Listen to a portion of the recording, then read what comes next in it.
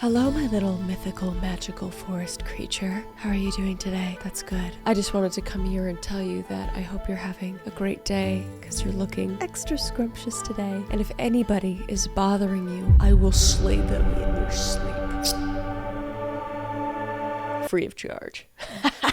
Anyway, you may be wondering why I'm dressed like this. Well, I'm practicing my free will, okay? Without further ado, let's get into reading other people's business and making it our business and judging them. All right, let's get to it.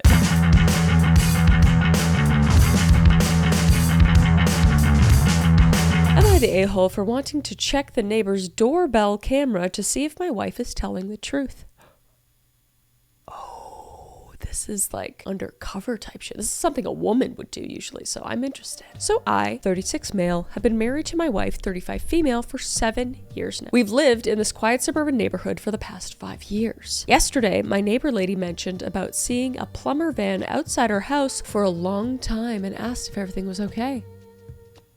A plumber? And she couldn't pay for it? Just kidding. I thought she must have been mistaken because it was just a small pipe leak under the sink, but the lady said she saw the van outside for almost 5 to 6 hours. Okay, could have been something bigger.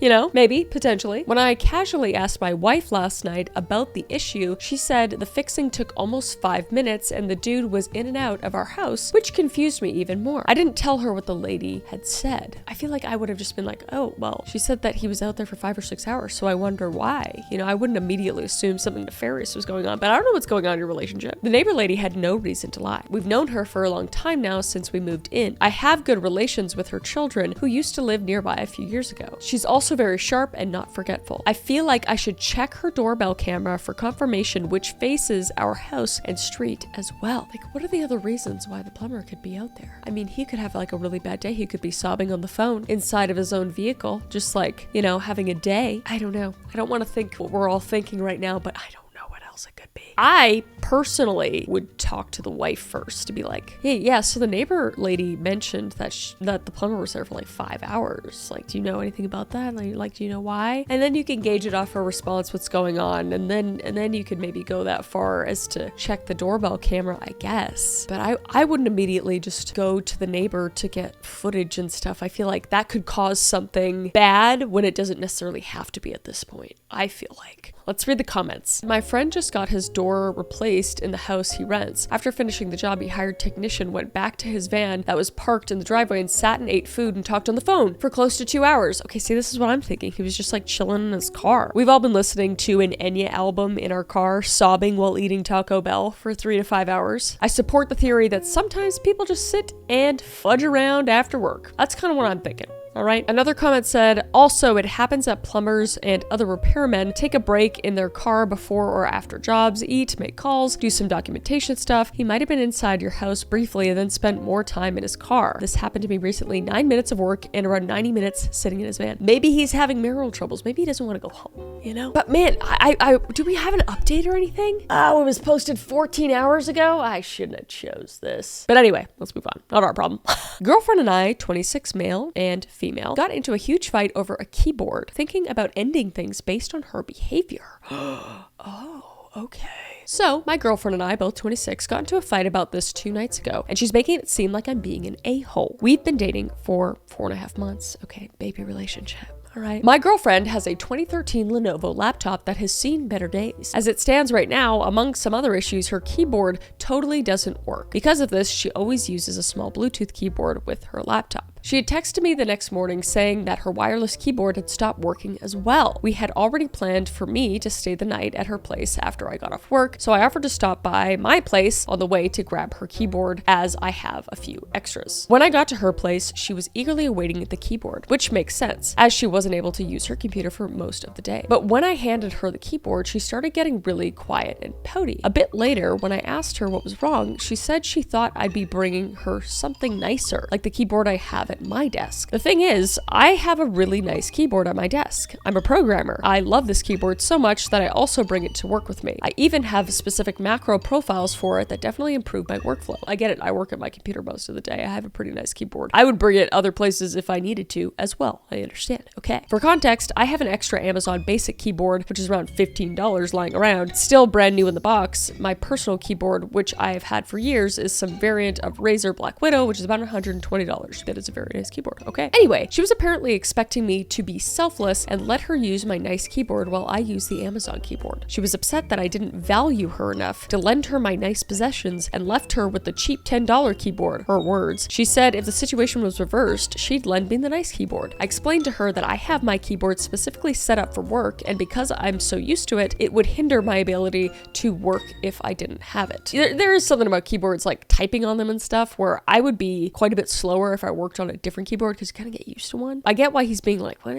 Like, it's a keyboard. I gave you an extra one. Like, and I'm kind of on his side at this point, where it's like, if she asked for it, would he have given it to her? Maybe it would have been like, I really like to use it at work. Maybe it would have been a discussion. But for her to just expect him to give the keyboard he uses every day, I think is maybe a bit much, I think, but there's still more. We continued to argue about it. Things really came to a head when she boldly claimed that if I wasn't willing to lend her my nice keyboard, that I should have bought her a nice new keyboard if I really cared about her. Oh.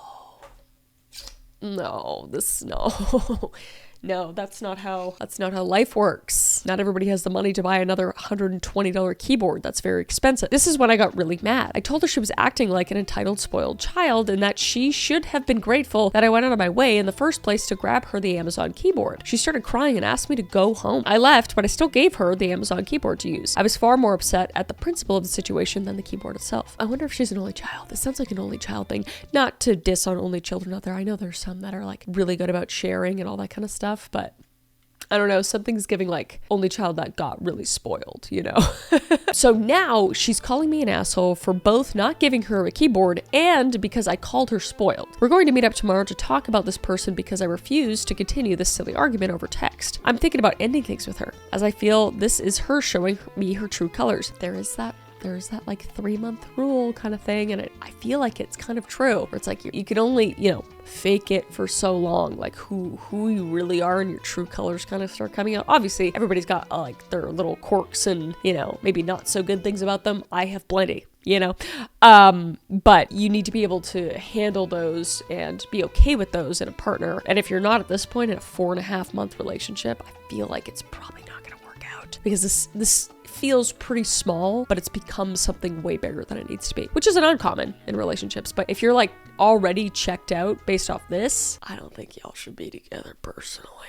Anyway, I personally think it's good that you're having a discussion in person. See what she says. Maybe there's a cool down period. I feel like y'all need 24 hours. That's kind of my thing. I'm like, if I get really hyped up and very emotional about something, I at least need to like have a sleep and then, come back and reevaluate things. Because, things get heated in the moment. But if it still continues to be like this kind of entitled thing where she doesn't understand at all your point of view, because you can maybe try to understand both people's point of view, and you're not both saying sorry. I mean, I feel like it should just be kind of her saying sorry because you like provided her a keyboard. Yeah, talk to her and then evaluate. But it's a 4.5-month relationship. Y'all are young. You don't need to be together. I think this is probably who she is if she doesn't cool down after like the 24 hours or whatever, or 48 hours, however long you guys were apart. Top comments say, you are honestly 100% right. She's acting like a spoiled child. Beggars don't get to be choosers. She wants your nice keyboard. She can buy one for herself. Better yet, she can buck up and save for a new laptop. Yeah, that's an adult thing to do. I mean, y'all are, 26?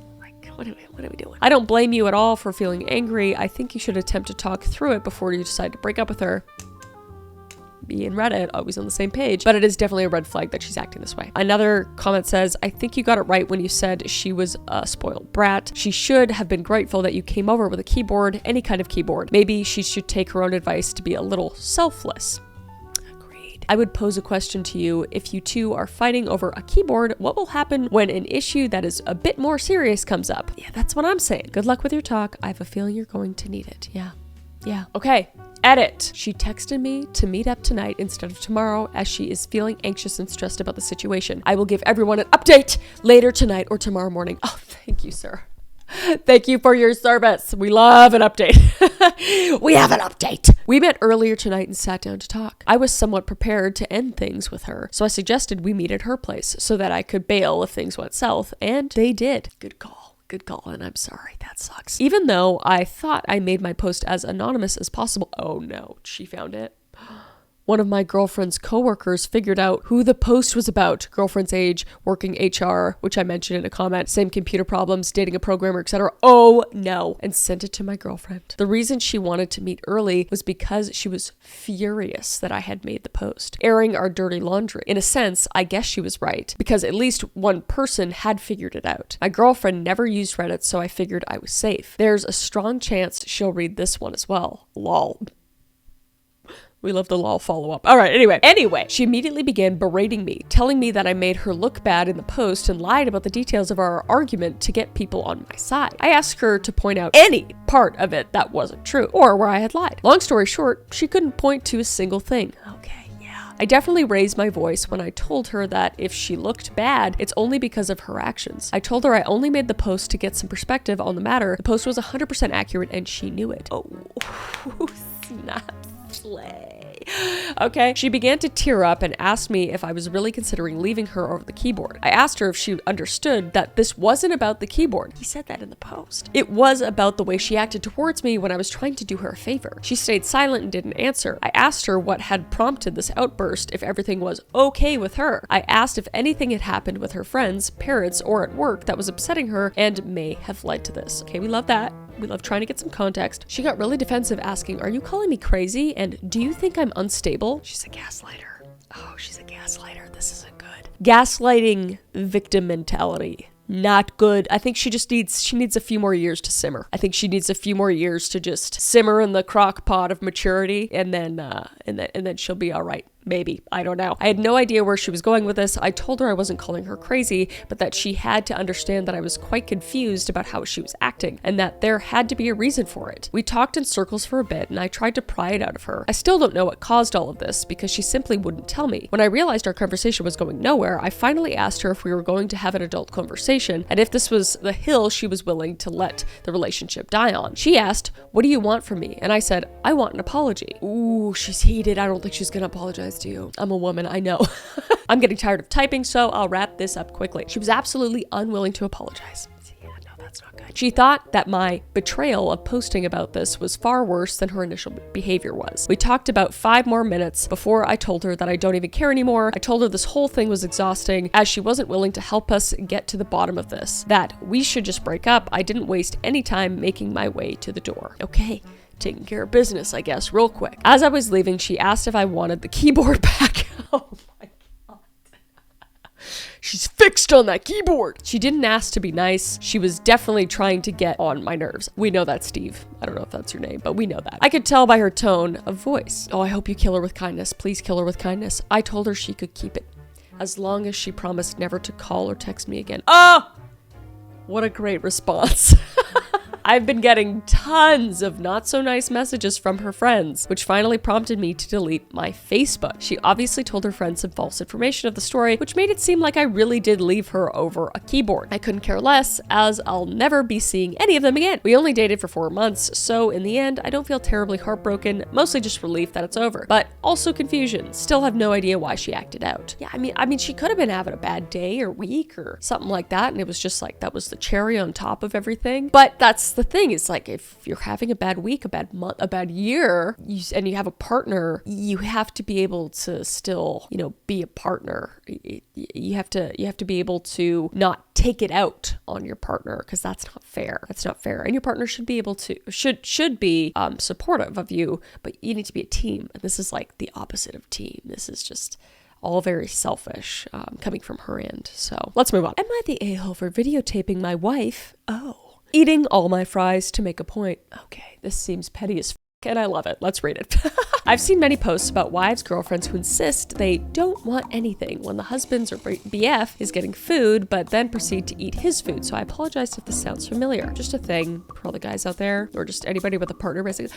Always get your partner just a little something. Just to even know that, just to let them know that you're thinking about them, especially girls. We always want fries, okay? Anyway, I don't eat a lot of fast food, but I do indulge when we have long drives. My wife typically packs a lot of healthy snacks for herself: yogurt, quinoa salads in a cooler, protein bars, whatever. I like McDonald's. She claims the food is disgusting, but then invariably wants a few fries, see, and ends up eating half of them or more. Although she always denies eating so many and claims she just had a few. I love that. She's a girl. She's a queen. She's a girl. I already hate this because I know that you're gonna video her and you just need to eat it. You just need to be like, yeah, you only have a few fries and that's it, you know?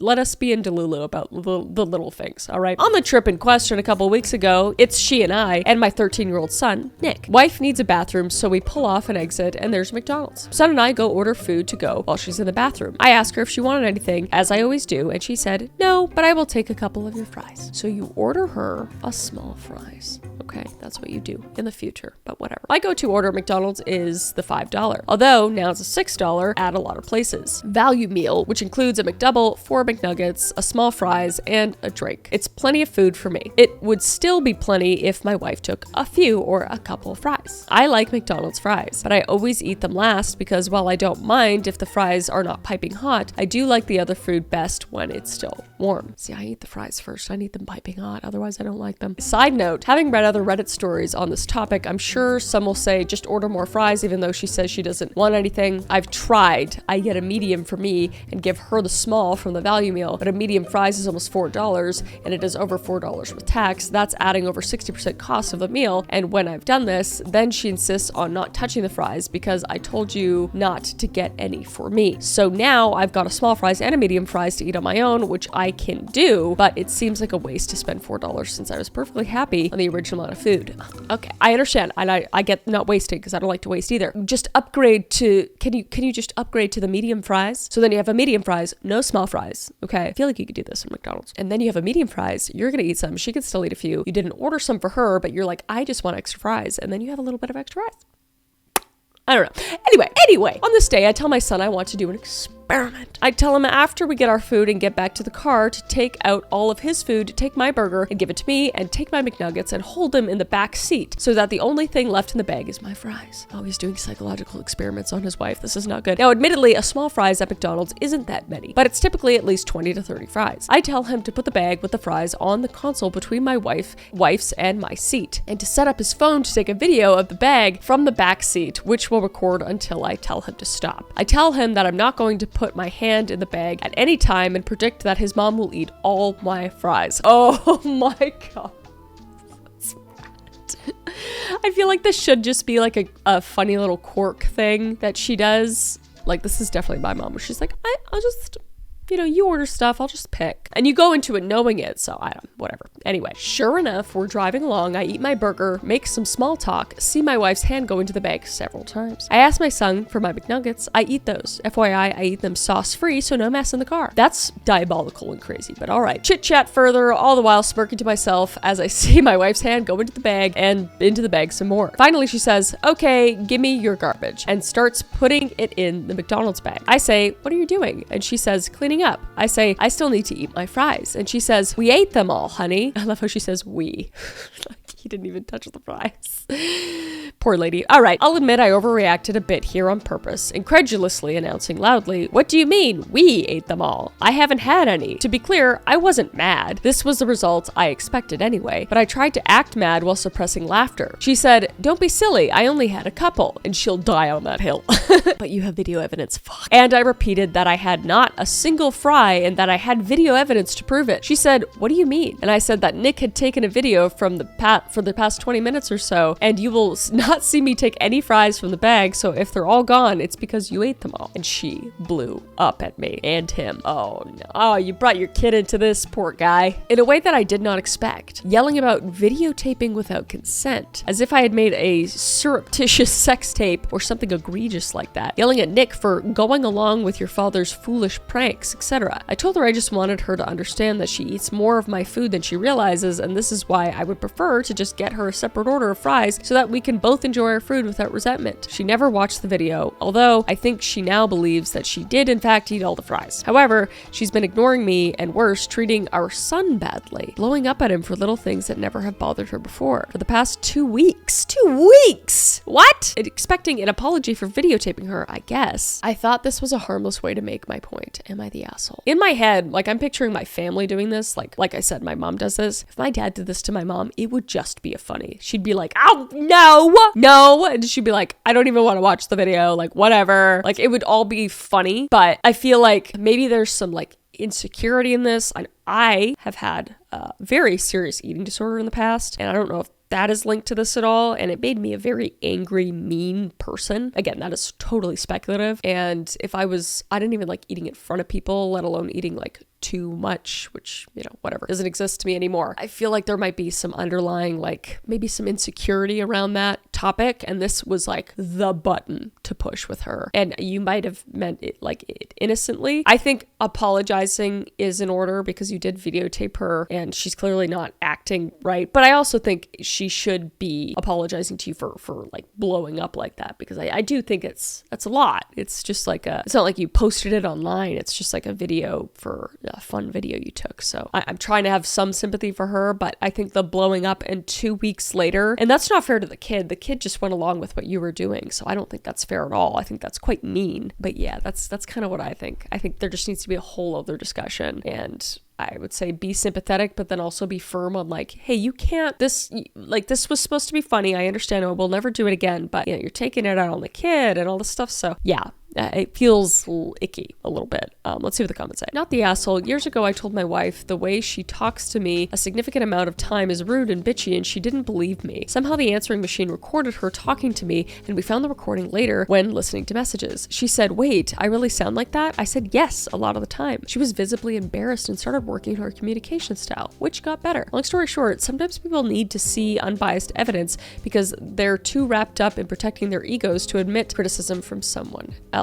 Wow. Yeah. That'd be difficult to like listen to yourself be like mean and be like, whoa, I need to change. But that's very mature of her to think that. This is like a whole other topic. While she is being mean, she's blew up on you and your kid and everything, but like, we're talking about fries at this point. So another comment says, I even ask if I'm about to finish the last of anything, even my own fries, if I've been sharing, hey honey, do you want the last of my fries? Or do you want any more fries before I kill them? While I get she felt gotcha'd, truly this sounds like one of the only ways to make a point, and her response, in particular the continued anger hours, days after the fact, is way over the top. I agree, but I don't know, and it might just be her personality, but I feel like there might be some underlying thing there. Yeah, okay, this is a long one, but I'm just reading the beginning and it seems to kind of go along with what I was saying. Because it's not about eating some of her husband's food, it's about her identity as someone against fast food, claiming it's disgusting. Like, she is better than eating that food. She could never eat that food because it's gross. She only eats healthy. And this is what I'm talking about, with me in the past having an eating disorder. Not that I thought I was better than someone eating food, I just thought I wasn't allowed to eat that food, and I myself was disgusting in my messed up head for eating that food. So if someone was to call me out and be like, oh, you're eating fries, I'd be like, no, I'm not. It really messes with your head, and it could just be someone's whole personality. But I think a lot of people get caught up with, what's healthy and